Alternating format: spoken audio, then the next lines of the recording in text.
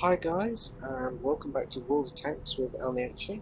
Sorry I've had a couple of days off of this, just I've been having some family issues, so just really haven't been able to get into it the last few days, but I'm back now, and we're going to have a quick look at the 110, the Chinese Tier 8 heavy tank. Very similar tank to the IS-3, the Russian heavy. Give you a look down, compare the two, and then we'll have a look at some games. Start off, it's got 1,550 hit points. With the setup I've got it in, weighs just over 51 tons with an engine horsepower of 580, which, let's see, does it say? Gives it a specific power to weight ratio of 11.29, which makes it a little bit sluggish, but it's not. It is by no means a slow heavy tank. Top speed of 40 kilometers an hour, which, with a little bit of assistance, it will reach eventually. Reasonable traverse speed at 30 degrees per second. The hull armour is 120 at the front, 90 at the side, and 60 at the rear.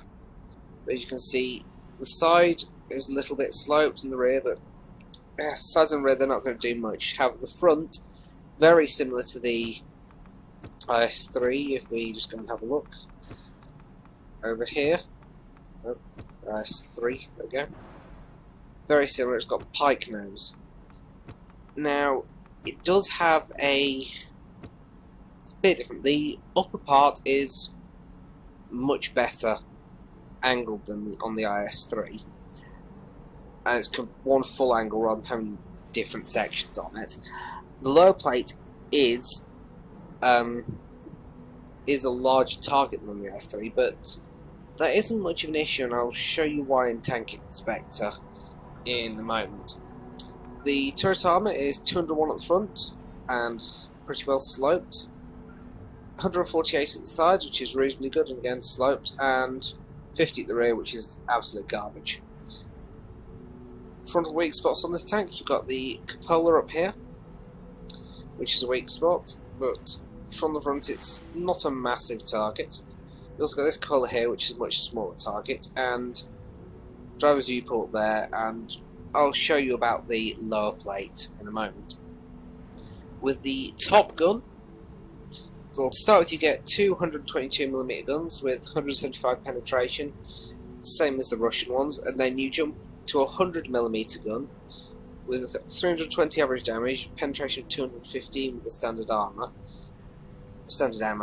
but it has a better rate of fire than the 122mm gun, so it's a very good gun to have on this tank. It does really suit it. Chinese style of putting essentially a heavy medium tank gun on a heavy tank, but then again they seem to put the 100mm gun on most things, because if you look here at the T-34-1, that gets a 100mm gun as well. So, but this is a tier 9 rated gun, so it's pretty good. So yeah, that's just quickly there. Gun reload time, I've got pretty much 100% crew, all training firefighting at the moment, and the gun rammer. And with that, I've got a reload time of 8.75 seconds, which gives it closer to 7 rounds per minute. Rate of fire. Turret traverse speed is 26 degrees, which is a bit sluggish, but if you're being circled by a medium tank, don't do what so many heavies do, which is just turn the turret, so you're going around like this. If you turn the hull as well, that whips your turret around at over 55 degrees a second, which can keep up with most tanks. View range fully upgraded is 375 meters, which is pretty good. Signal range, 380, signal range of 750. And they're pretty good stats for the tank. The health, if we just compare it, it has 50 less hit points than the Tiger 2. I think I have a couple of tier 8 heavies here. Right. It has 100 less than the KV4, but that is a massive beast. And it actually has 50 more than the IS-3. You also notice that the IS-3 only has 110mm of frontal hull armour, but does have a better frontal turret. So 10mm more armour there. But yeah, it's just a quick look at the tank there. Crew skills, obviously, it's a Chinese tank. They are very prone to bursting into flame, so as I've trained the crew up as they came up from the IS-2. They're going for firefighting, and then I'll look at getting sixth sense, maybe snapshot, clutch braking, those sorts of things on that. So let's have a quick look at the tank inspector, and then we'll get some gameplay. So here we are in tank inspector with the 110. As you can see, the upper plate ranges from 200mm in the very middle effective all the way out to an auto bounce zone in some areas to the side. Look there, see? But the lower plate, which in most tanks is considered a weak spot, on the 110, if you're looking at it, zoom out a little bit, head on like that, it's actually still 190mm thick. The actual plate itself is 110mm thick, and it's very well, even though it is a bigger target, it is very well sloped.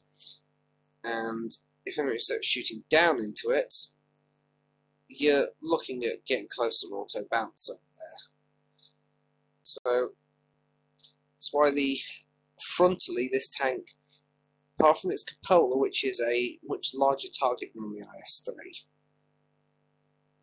frontally this tank is considered a lot stronger than the IS-3, because even the driver's viewport there, under a lock-on surface, there's 188mm there, but a large portion of it is an auto bounce, so unless you're in close and firing down into it, even then you have to find quite a long way down to get through it. It's only 90mm thick, but it's so well angled, it does bounce most shots.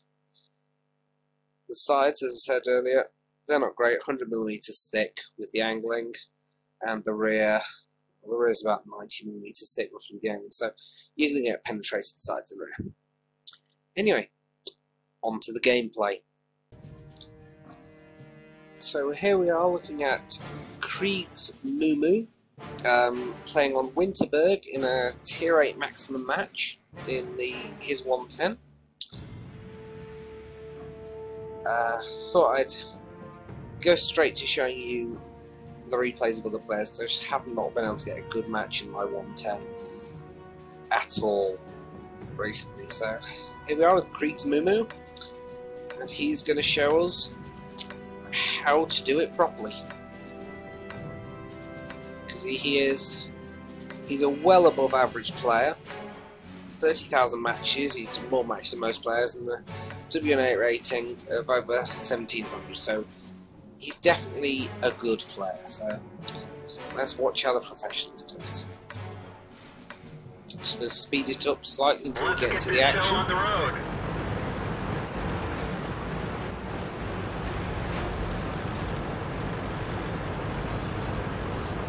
So it comes down here into the centre of town, which is just a traditional heavy tank fighting point on Winterberg.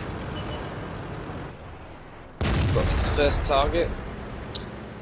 Fires off a snapshot, which unfortunately doesn't connect, but he's not being stupid, he's not hanging around where he can easily be shot at. Taking his time. See if he can get a shot at the 5100. Unfortunately, the fountain takes the hit. But artillery's giving that guy all kinds of problems, and he just stuck his big French butt out in front of a whole bunch of tanks. So shot bounces off the upper plate of the Tiger 88. But it's a very strong tank frontally, that one. So that sort of range, it was very, very unlikely to go through, even though the penetration marker was green.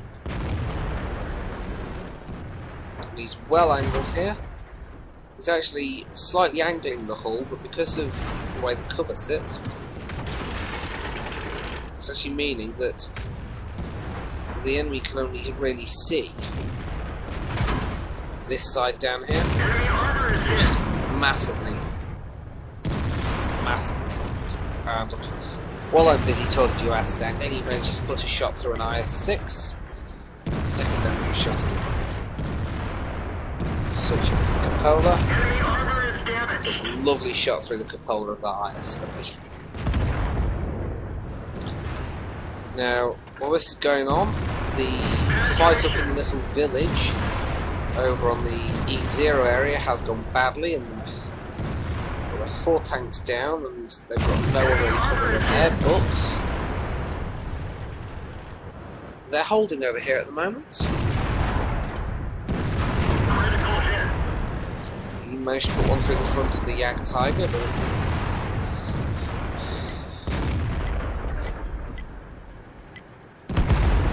the IS-2 manages to get a nice shot there. Oh, second Jag Tiger 88, but that one's gone, so just this guy over here to deal with now. We didn't even scratch them. And of course he bounces. IS-6 on there, which is a much of a threat. T-28 is. He's still firing on piercing. Now he's going to load APCR here for a little while. Carries 12 rounds of it. And a little bit overkill there, but puts one straight through the top of the turret of the IS-6. And the Tiger P takes out the Jag Tiger. However, the APCR ammo is more than enough there to get through the whole of the turret of the T-28 prototype. But as he shows there, so is the normal armor piercing. T-29 pushes around, helps finish off. But he's paying attention to what's going on. He's seen a couple of the medium tanks trying to push through and flank them. And they've only got an IS-6 up here and a Rudy, neither of which have overly great guns. He decides to come back, doesn't bother dealing with the T-43 and takes a snapshot at Type 59. Puts one into the Type 59, takes a shot in return from the CDC. He's only actually taken 2 damaging hits so far, and he's already racked up 2,600 damage. There's 3 of them in the cap circle. First he prioritises the ISU-152, takes it with a nasty hit from the high explosive rounds there, but does a pretty good job of resetting the cap. This one to the CDC.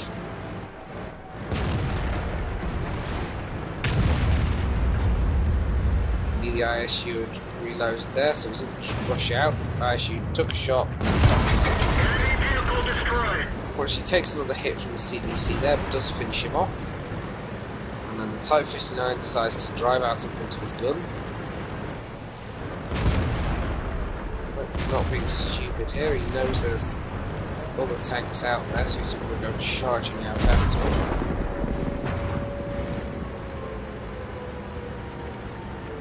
But it's now, I was about to say it's 3 of them on 5, but no, now it's 2 on 5, so well, one shot makes that 2 on 4. Just to pull up behind the wreck of the Rudy there, but didn't quite manage it.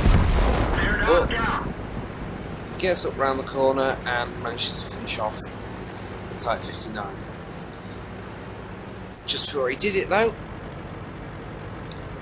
their friendly T-29 was taken out by a Panther, who, see there in chat, immediately starts bitching and whining that obviously the enemy team definitely cheats and aim bots, and nothing to do with the fact that he might have lost a shot or actually aiming, I don't know what he's doing, but no, it's obviously cheating.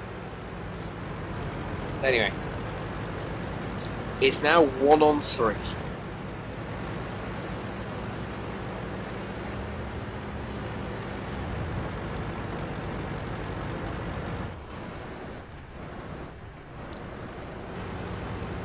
But some quite good sportsmanship from the enemy team there. The Type 59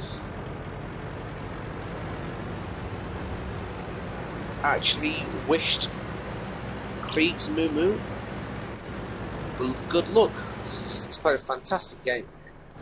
Yeah, that T-29 is bitching away there because the Panther isn't a very good player, but it's not a point. Panther killed him. Doesn't matter if they're a good player or a bad player. If they kill you, he's still dead. Enemy very sensibly decides to try and take out the GW Panther first, but fortunately his guns don't quite have the alpha damage to take him out in one shot. He's loaded his APCR, because at this point in the game with 280 health left, you do not want to bounce. Not that it should bounce against the targets he's up against, but still, this is the point in a match where if you have premium ammo, you can't really be criticised for using it, considering how close you are to being dead, and especially considering the size guns the FV207 and the GW Panther have. They don't even need to hit him to kill him. He just has to land near him. Oh dear.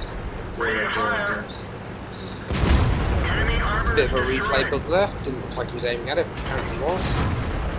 So it's very sensibly takes that GW Panther. It starts working over the Panther. Tried to ram him, but unfortunately couldn't get up to speed. He's facing him so the Panther can't get round him, and there, finished him off. But now he's got to get out of here, just in case artillery's paying attention, which thankfully artillery was, but had come round. So there we go, 7th kill, and that ends the match. So here we are looking at his results. That was unsurprisingly an ace tanker. Bunch of minor awards there, along with Steel Wall, High Caliber and Top Gun.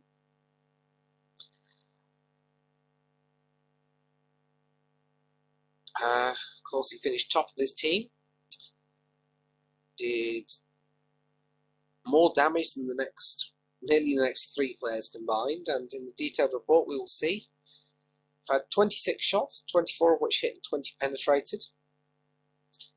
He damaged 11 of the enemy team and destroyed 7 of them, so I think we can pretty much say that he carried this match, but because of his premium ammo running costs, even with a premium account, he only just made a profit there. So there we have it, the 110 Tier 8 Chinese Heavy. Absolute beast of a heavy tank. Lovely frontal armour, really good gun, and when used properly, especially if it's top tier in a match, can be used to absolutely devastating effect. Well, that's it for today, guys. Hopefully you enjoyed today's tank review. Stay tuned for more tank reviews coming soon on the channel, as well as ship reviews from World of Warships. We might even get some vehicle reviews done from War Thunder. And hopefully next time I do a tank review, might actually be able to feature a little bit of my own gameplay, but obviously I'm not going to subject you to that unless it's worth it. Anyway, have fun playing whatever you're playing, take care, and I'll catch you next time.